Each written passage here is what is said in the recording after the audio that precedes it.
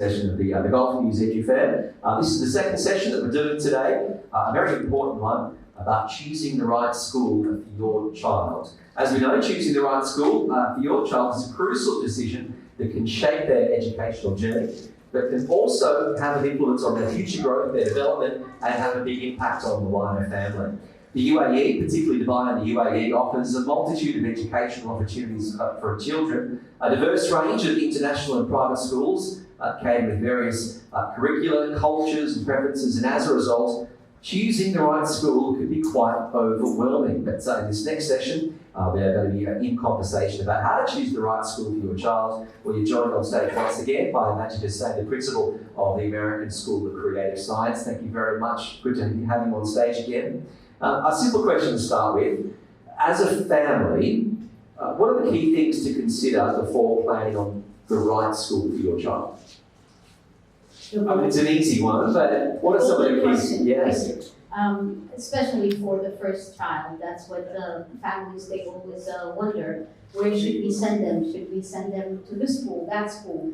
In most cases, usually parents should look at the culture of the whatever they're looking at. They would like their child to be, for example, in the end, are they going to go and study in their home country? Then I need to decide where should I send them, to what school curricular should I send my child. We live in UAE, which is completely different than if we were living in our own home. UAE has a variety of different schooling and different curriculums and all that. But then what might be suitable to a family may not be suitable to another family.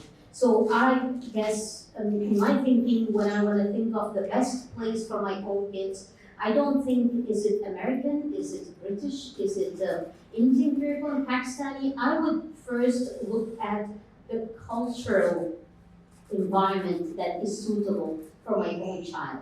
And then I start forming my own decision where and how to send them from that specific culture or that specific environment. So parents are often concerned about, assessment methods and subjects and teaching styles, but for you the key is culture. How do they then assess if the culture of the school is the right fit for their child? Right, so you as a parent first want to know, what do I want to achieve from the schooling of my own child? We all want our kids to learn in the end. We all want them to achieve and learn. But then, do I want them to be ready for the future? Do I want them to be compromising their own culture in the meantime? Do I want them to know their own native language? Do I want them to know the country language that they live in? What do I want? Those are the questions that you need to ask yourself before you do anything of the sort. But then when you're talking about assessment, or because the target in the end is for the child to get the learning. Get the learning. I'm not saying even to get the degree.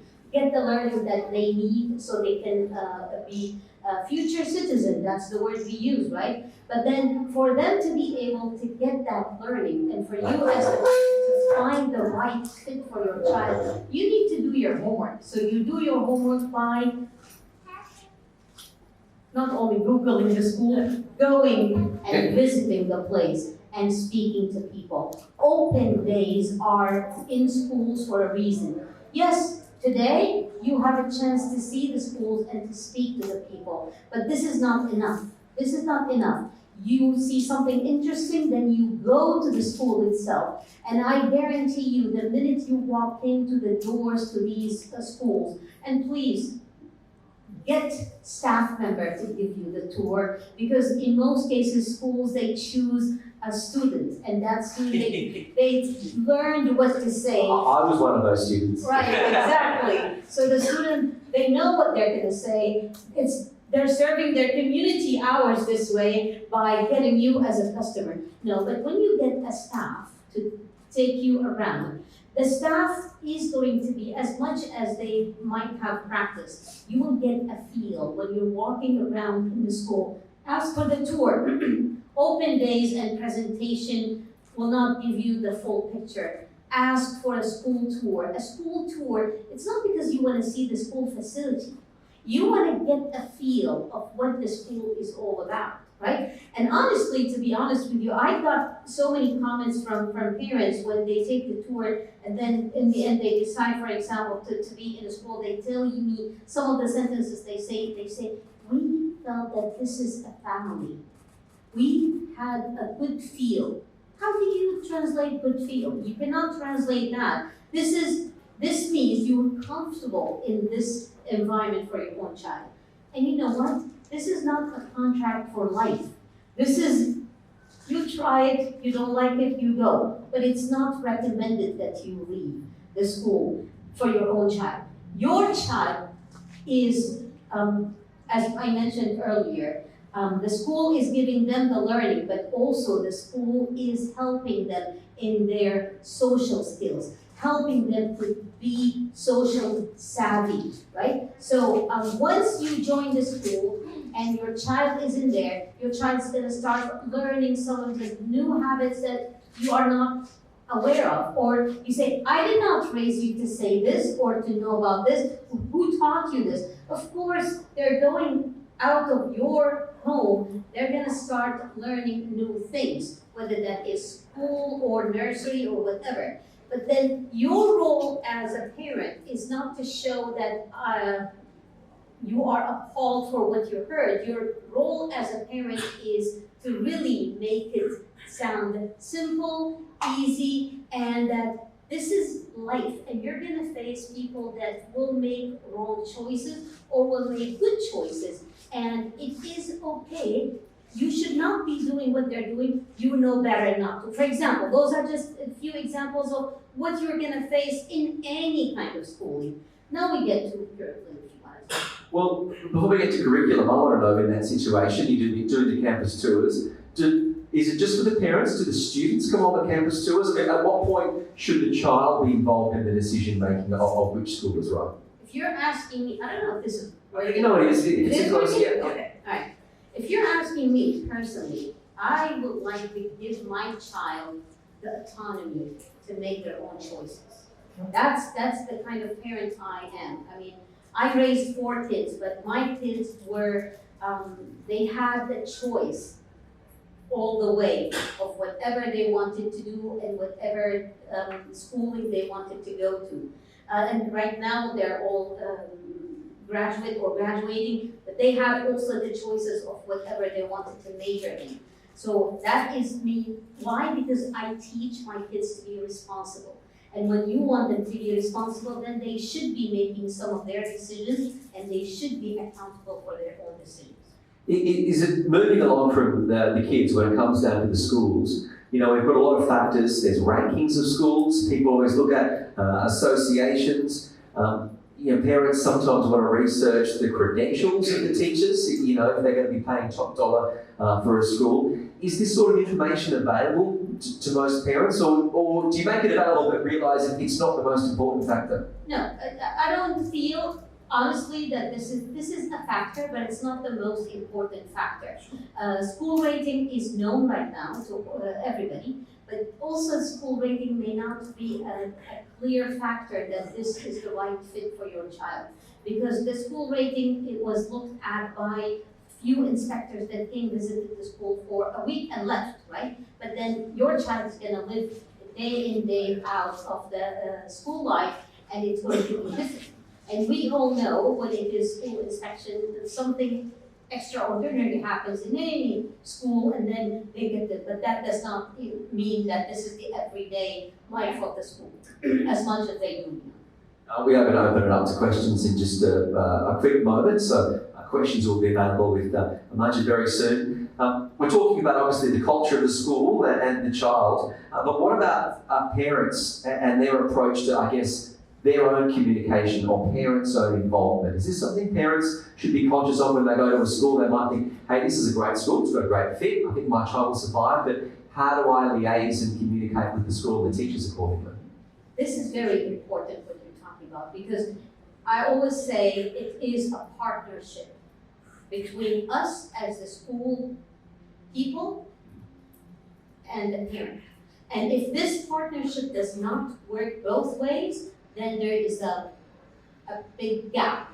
And the parent and the school, we should aim for the same thing. We both want what the best interest of the child. So we should be communicating. So when you are choosing your child's schooling, first thing that you want to know, how do you want to communicate with the school? How do I communicate with the school? And how hard is that for the school? Because obviously you're worrying about cating for each child, and then you may have a situation that each parent or each family wants a different way of being communicated. So do you have a uniform approach when you communicate to families? See, when I'm saying that, it's not open to the parent to how they want to communicate. But every school should have their ways of communication known to their parents and to their prospective parents. Once you have that known to your parents or to your prospective parents, then things are clear. I know of certain schools, they don't allow parents to even comment on things. I honestly have to say, I had a phone call from a parent 2 days ago, and the parent was not very happy. And then one of the sentences that made me really reflect, she was like, "You don't listen to us anymore. You guys used to listen to us." And then I went back and I went to my senior leaders and I said, "Guys, if a parent said that, there must be something that we are not doing that's not getting to them." Because that's the feeling that they're getting. She's not talking only on behalf of her own self. She's saying that's what we're saying, and they're just discussing something that they want. And then I went back and I said, "Shoot, last year we sent a survey and we asked the parents about this specific thing, and this year we just made the decision based on last year's survey. We did not send the survey to the parents, so we got them used to give their opinion, and we tell them your voice matter, and we ignored their voice in one of the decisions that we took last year. So we went back and we said, honestly, we should now get back on whatever we have done, and let's just send them the survey again, same as last year, and whatever the majority are saying, we will do it." That does not mean, do not get me wrong, the schools, they have to have certain systems too. So you cannot keep it to your parents to run the system. But from time to time, it is good to make them part of the decision making. And when we are saying right now, you as the parent, when you are choosing the school for your own child, ask the school about their ways of communication with you and how can they reach you. So you don't only want to listen to read the letters or get the message or whatever the ways they communicate to you. You want to find out how do you communicate to them, because this communication is needed for your own child. Well, we've got a great opportunity here to speak to our leading principals in the UAE. Any questions from anyone? At this stage, anyone got any questions? A question I've got for you, class sizes, teacher-student ratio. Is it a big factor, or should it be a big factor for parents when they're looking at the right school? It should, to a certain degree, because again, in the end, whenever your child is really getting to know other students or other kids from different environments, it is another chance for your child to grow socially more and to learn more and to get more life experiences. So we're not saying, because you know what, if you want to look, if it was a small, I always say whenever, even when they are doing their own group work in the school, I always recommend to my teachers, do not keep the kids in the same group.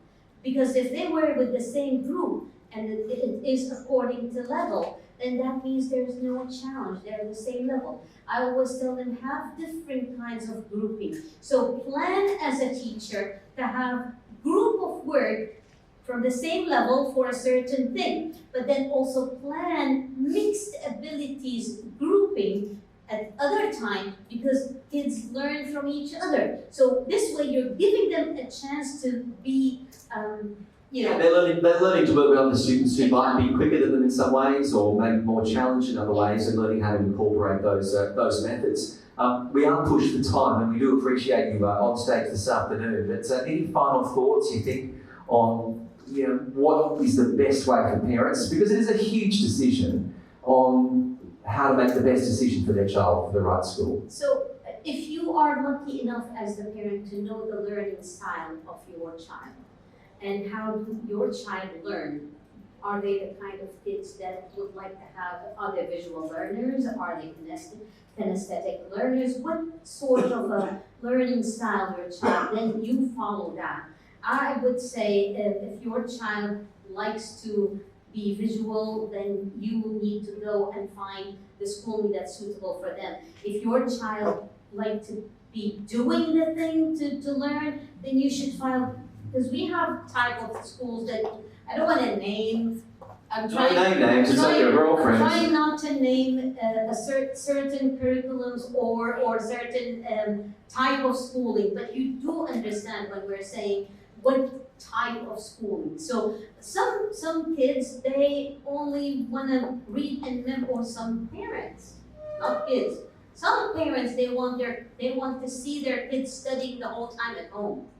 Then you know what type of schooling you should send them to, where they will spend their time only studying the whole time for the test, right? But then if other parents would like their kids only to be learning and talking about their learning, then that's a different type of schooling that you should send them to. And we live in UAE again, where we have all types of schooling available for you to choose. So that is the way your child learns and the way your child can get better knowledge. Well, I think they're fantastic points, a reflection of your experience. Thank you very much. A round of applause to Majid Hussain, the principal of the American School of Creative Science. Thank you very much. Been very informative. Our next session back on stage here in a couple of moments. We're back at 3:30 with innovations in early childhood education here at Edufair. Thank you.